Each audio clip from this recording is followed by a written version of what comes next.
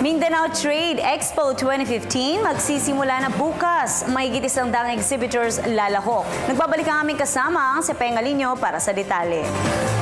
Mahigit 100 mga micro, small and medium enterprises o MSMEs na nagre-representa sa iba't ibang sektor mula sa iba't ibang ng Mindanao ang magpapamalas ng kanilang mga produkto at serbisyo sa gaganaping Mindanao Trade Expo o MTE 2015 mula ika-14 hanggang ika-20 ng Agosto sa Aprisa Mall Activity Center, Davao City.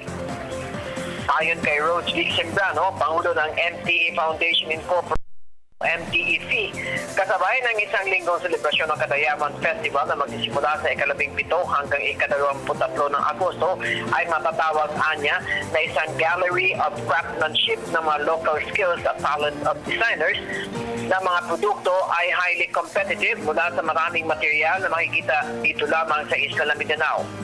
Anyang exhibit ay patuloy na magiging plataforma para sa mga lokal na mga produktong gawa dito na mapapansin at makikilala ng mga mamimili hindi lamang sa Pilipinas maging sa labas ng bansa.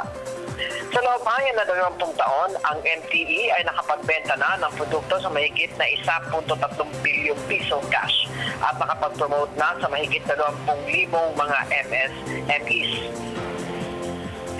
Sa loob ng 20 taon, ang MTE na nakapagsusinin ang kanilang mga commitment sa patuloy na nagbibigay ng lugar para sa mga produktong gawa sa Mindanao, kaya mas marami institutional market ang sumasali sa MTE.